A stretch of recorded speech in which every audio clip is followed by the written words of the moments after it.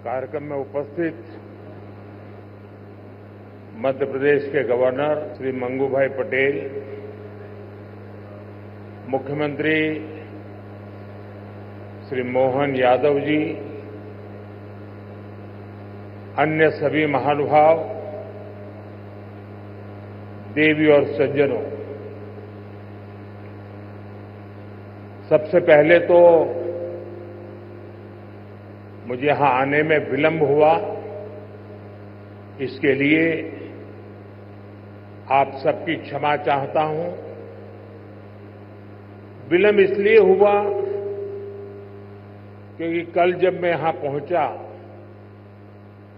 तो एक बात ध्यान में आई कि आज 10वीं और 12वीं के छात्रों की एग्जाम है और उसका समय और मेरा राजभवन से निकलने का समय क्लैश हो रहा था और उसके कारण संभावना थी कि सिक्योरिटी के कारण अगर रास्ते बंद हो जाए तो बच्चों को एग्जाम देने के लिए जाने में कठिनाई हो जाए और ये कठिनाई न हो, बच्चे सब एक बार अपने एग्जामिनेशन सेंटर पर पहुंच जाए, उसके बाद ही मैं राजभवन से निकलूं, ऐसा मैंने सोचा। उसके कारण मैंने निकलने में ही 15-20 मिनट लेट कर दिया और उसके कारण आप लोगों को जो असुविधा हुई, इसके लिए मैं फिर से एक बार क्षमा मांगता हूं। साथियों, राजा भोज की इस पावन नगरी में आप सभी का स्वागत करना मेरे लिए गर्व की बात है। यहां इंडस्ट्री से विभिन्न सेक्टर्स के अनेक साथी आए हुए हैं। विकसित मध्य प्रदेश से विकसित भारत की यात्रा में आज का ये कार्यक्रम बहुत ही अहम है। इस भव्य आयोजन के लिए मैं मोहन जी और उनकी पूरी टीम को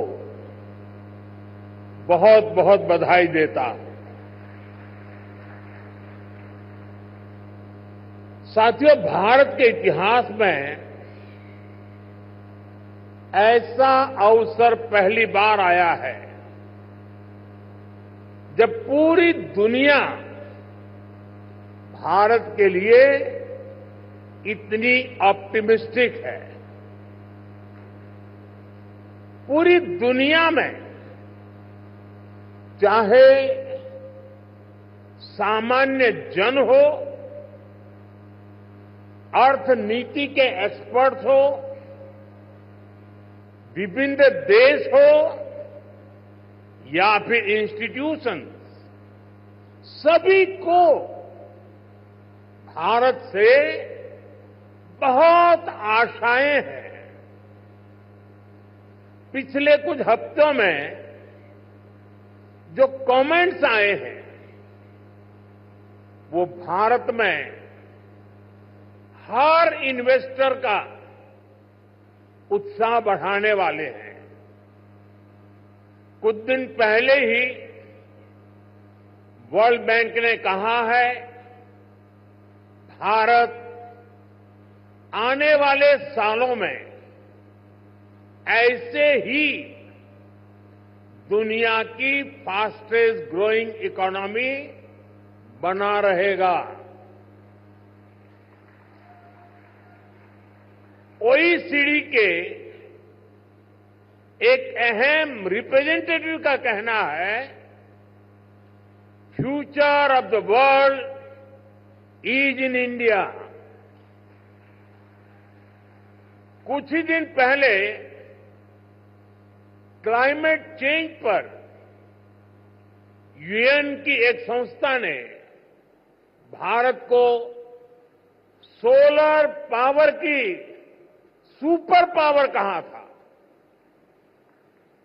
इस संस्था ने ये भी कहा कि जहां कई देश सिर्फ बातें करते हैं, वहीं भारत नतीजे ला करके दिखाता है।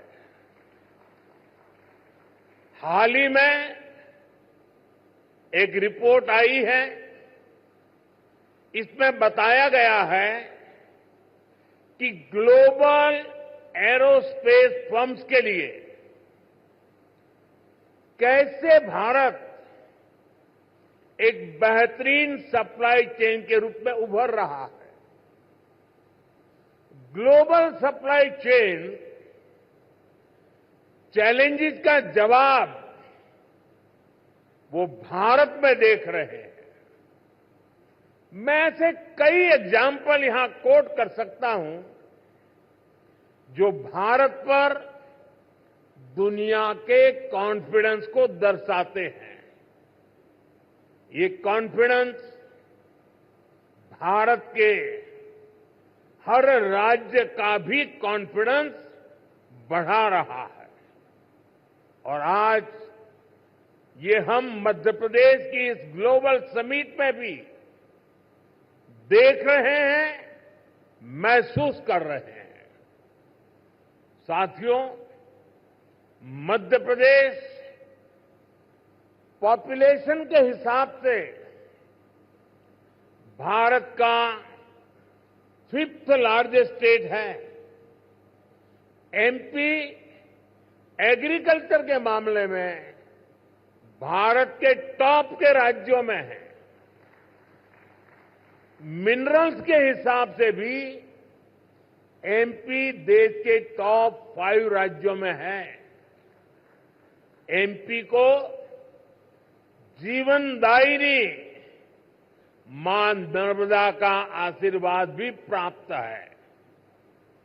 एमपी में हर वो संभावना है, हर वो पोटेंशियल है जो एमपी को जीडीपी के हिसाब से भी देश के टॉप 5 राज्यों में ला सकता है। साथियों, बीते 2 दशकों में मध्य प्रदेश ने ट्रांसफॉर्मेशंस का नया दौर देखा है। एक समय था जब यहां बिजली, पानी की बहुत सारी दिक्कतें थी। लॉ एंड ऑर्डर की स्थिति तो और भी खराब थी। ऐसे हालत में यहां इंडस्ट्री का विकास बहुत मुश्किल था। बीते 2 दशक में, 20 साल में मध्य प्रदेश के लोगों के सपोर्ट से यहां की बीजेपी सरकार ने गवर्नेंस पर फोकस किया। 2 दशक पहले तक लोग एमपी में निवेश करने से डरते थे। आज एमपी इन्वेस्टमेंट के लिए देश के राज्यों से सब राज्यों में, टॉप के राज्यों में उसने अपना स्थान बना लिया है। जिस एमपी में कभी खराब सड़कों के कारण बसें तक प्रॉपर नहीं चल पाती थी, वो आज भारत की ईवी रिवॉल्यूशन के लीडिंग स्टेट्स में से एक है। जनवरी 2025 तक करीब 2 लाख इलेक्ट्रिक व्हीकल एमपी में रजिस्टर हुए हैं। ये करीब 90% ग्रोथ है।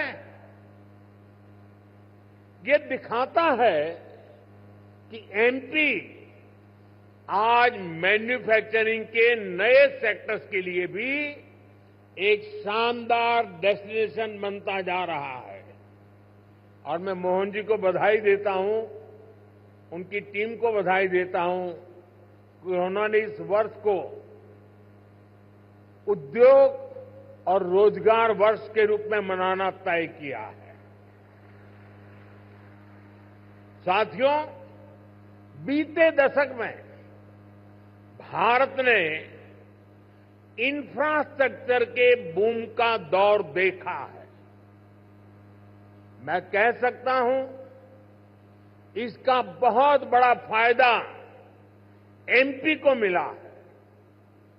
दिल्ली मुंबई एक्सप्रेसवे जो देश के दो बड़े शहरों को जोड़ रहा है, उसका बड़ा हिस्सा एमपी से ही होकर गुजरता है। यानी एक तरफ एमपी को मुंबई के पोर्ट्स के लिए तेज कनेक्टिविटी मिल रहे हैं, दूसरी तरफ नॉर्थ इंडिया के मार्केट को भी ये कनेक्ट कर रहा है। आज मध्य प्रदेश में 5 लाख किलोमीटर से अधिक का रोड नेटवर्क है। एमपी के इंडस्ट्रियल कॉरिडोर्स मॉडर्न एक्सप्रेसवे से जुड़ रहे हैं। यानी एमपी में लॉजिस्टिक्स से जुड़े सेक्टर की तेज ग्रोथ तय है। साथियों, एयर कनेक्टिविटी की बात करें तो यहां ग्वालियर और जबलपुर एयरपोर्ट्स के टर्मिनल्स को भी एक्सपांड किया गया है। और हम यहीं नहीं रुके हैं। एमपी का जो एक बड़ा रेल नेटवर्क है, उसको भी मॉडर्नाइज किया जा रहा है। एमपी में रेल नेटवर्क का 100% इलेक्ट्रिफिकेशन किया जा चुका है। भोपाल के रानी कमलापति रेलवे स्टेशन की तस्वीरें आज भी सबका मन मोह लेती हैं। इसी तर्ज पर एमपी के 80 रेलवे स्टेशनों को अमृत भारत स्टेशन स्कीम के तहत मॉडर्न बनाया जा रहा है। साथियों, बीता दशक भारत के लिए एनर्जी सेक्टर की अनप्रेसिडेंटेड ग्रोथ का रहा है। खासतौर पर ग्रीन एनर्जी को लेकर भारत ने वो कर दिखाया है जिसकी कल्पना तक मुश्किल थी। बीते 10 वर्षों में करीब $70 बिलियन यानी 5 ट्रिलियन रुपये से अधिक रिन्यूएबल एनर्जी सेक्टर में ही इन्वेस्ट हुआ है। इससे पिछले साल ही क्लीन एनर्जी स्पेस में 10 लाख से अधिक जॉब बनी है। एनर्जी सेक्टर के इस बूम का भी एमपी को बहुत लाभ मिला है। आज एमपी पावर सरप्लस है। यहां करीब 31,000 मेगावाट पावर जनरेशन कैपेसिटी है, जिसमें से 30% क्लीन एनर्जी है। रीवा सोलर पार्क देश के सबसे बड़े पार्क में से एक है। अभी कुछ दिन पहले ही ओमकारेश्वर में फ्लोटिंग सोलर प्लांट भी शुरू हुआ है। सरकार द्वारा बिनाय रिफाइनरी पेट्रोकेमिकल कॉम्प्लेक्स पर करीब 50,000 करोड़ रुपए का इन्वेस्टमेंट किया गया है। ये मध्य प्रदेश को पेट्रोकेमिकल्स का हब बनाने में मदद करेगा। मध्य प्रदेश का जो इंफ्रास्ट्रक्चर है, इसको एमपी सरकार आधुनिक पॉलिसीज और स्पेशल इंडस्ट्रियल इंफ्रास्ट्रक्चर से सपोर्ट कर रही है। एमपी में 300 से ज्यादा इंडस्ट्रियल जोन्स हैं। पीथमपुर, रतलाम और देवास में हजारों एकड़ के इन्वेस्टमेंट जोन्स भी डेवलप किए जा रहे हैं। यानी आप सभी इन्वेस्टर्स के लिए यहां बेहतर रिटर्न की अपार संभावनाएं हैं। साथियों, हम सभी जानते हैं कि औद्योगिक विकास के लिए वाटर सिक्योरिटी होना कितना जरूरी है। इसके लिए एक तरफ वाटर कंजर्वेशन पर बल दे रहे हैं, दूसरी तरफ हम रिवर इंटरलिंकिंग का मेगा मिशन लेकर भी आगे बढ़ रहे हैं। मध्य प्रदेश की खेती, यहां की इंडस्ट्री इसकी बहुत बड़ी बेनिफिशियरी है।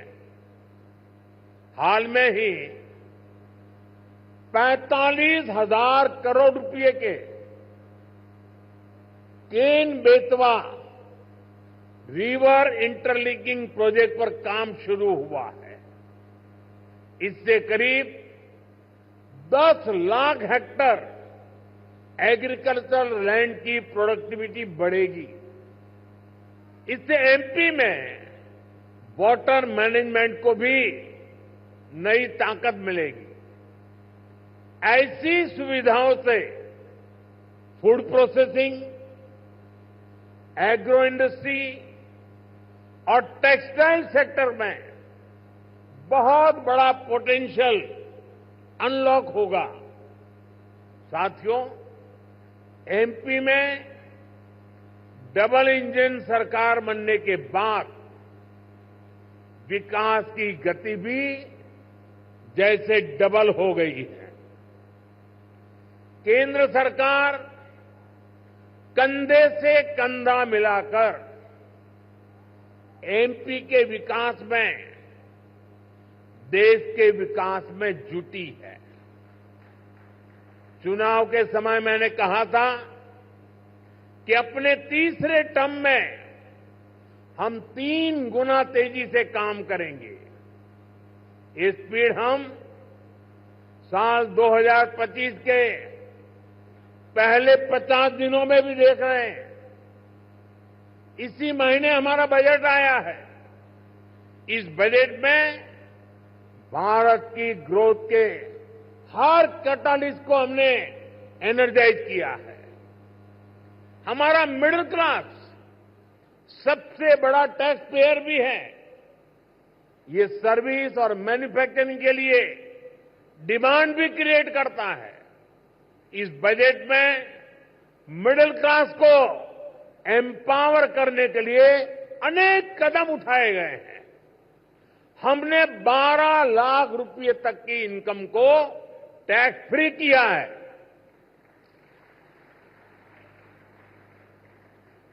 टैक्स स्लैब्स को रिस्ट्रक्चर किया है। बजट के बाद आरबीआई ने भी ब्याज दरें घटाई हैं। साथियों, बजट में लोकल सप्लाई चेन के निर्माण पर बल दिया गया है ताकि मैन्युफैक्चरिंग में हम पूरी तरह से आत्मनिर्भर हो सकें। एक समय था जब एमएसएमई के सामर्थ्य को पहले की सरकारों ने सीमित करके रखा था। इसके कारण भारत में लोकल सप्लाई चेन उस लेवल पर विकसित नहीं हो पाई। आज हम प्रायोरिटी के आधार पर MSME led local supply chain का निर्माण कर रहे हैं। इसके लिए एमएसएमई की डेफिनेशन को और सुधारा गया है। एमएसएमईज को क्रेडिट लिंक इंसेंटिव दिए जा रहे हैं। एक्सेस टू क्रेडिट आसान बनाया जा रहा है। वैल्यू एडिशन और एक्सपोर्ट के लिए भी सपोर्ट बढ़ाया जा गया है। साथियों, बीते एक दशक से नेशनल लेवल पर हम एक के बाद एक बड़े रिफॉर्म्स को गति दे रहे हैं। अब स्टेट और लोकल लेवल पर भी रिफॉर्म्स को एनकरेज किया जा रहा है। मैं आपके बीच स्टेट डीरेगुलेशन कमीशन की चर्चा जरूर करना चाहता हूं, जिसके विषय में बजट में बात हुई है। हम राज्यों के साथ निरंतर बातचीत कर रहे हैं। राज्यों के साथ मिलकर बीते वर्षों में हमने 40,000 से ज्यादा कंप्लायंसेस को कम किया है।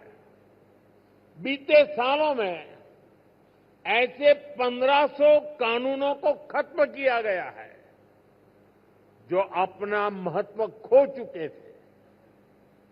हमारा मकसद यही है कि ऐसे रेगुलेशंस की पहचान हो जो ईज ऑफ डूइंग बिजनेस के रास्ते में रोड़ा है। डीरेगुलेशन कमीशन राज्यों में इन्वेस्टमेंट फ्रेंडली रेगुलेटरी इकोसिस्टम बनाने में मदद करेगा। साथियों, बजट में ही हमने बेसिक कस्टम ड्यूटी स्ट्रक्चर को भी सिंप्लीफाई किया है। इंडस्ट्री के लिए जरूरी कई इनपुट्स पर रेट्स कम किए हैं। कस्टम केसेस की असेसमेंट के लिए भी एक टाइम लिमिट तय की जा रही है। इसके अलावा नए सेक्टर्स को प्राइवेट एंटरप्रेन्योरशिप के लिए इन्वेस्टमेंट के लिए खोलने का दौर भी जारी है। इस वर्ष हमने न्यूक्लियर एनर्जी,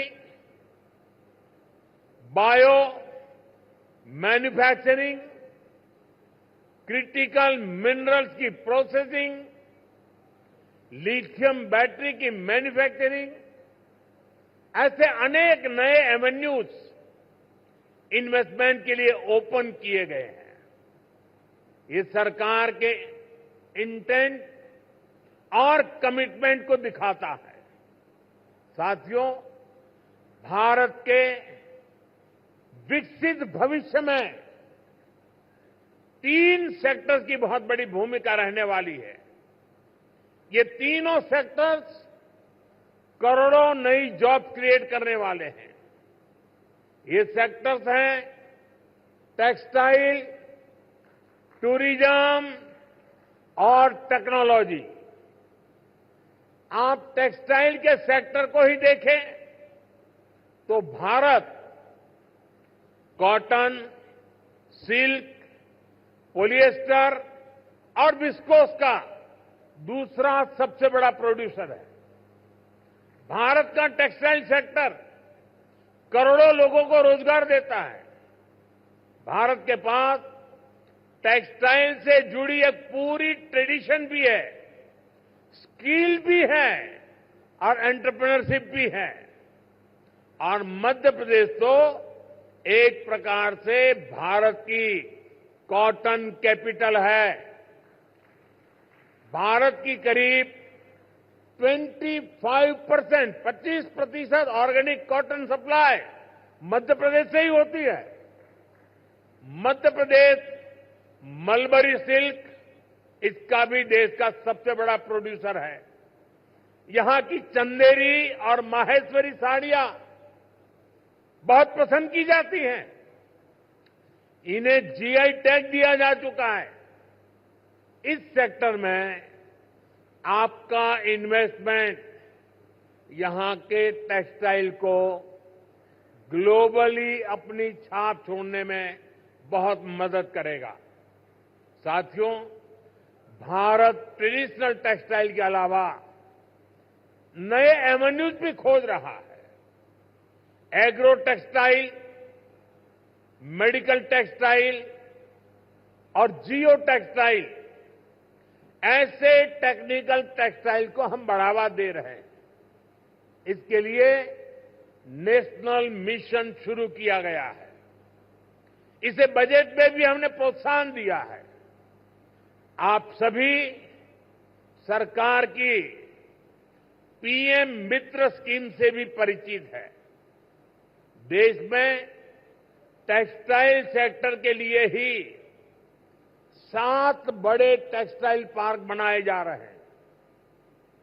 इनमें से एक मध्य प्रदेश में भी बन रहा है। ये टेक्सटाइल सेक्टर की ग्रोथ को नई बुलंदी देने वाला है। मेरा आग्रह है कि आप टेक्सटाइल सेक्टर के लिए घोषित पीएलआई स्कीम का भी जरूर फायदा उठाएं।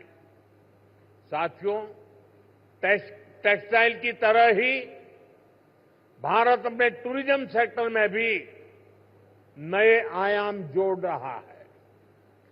कभी एमपी टूरिज्म का एक कैंपेन होता था, एमपी अजब भी है, सबसे गजब भी है।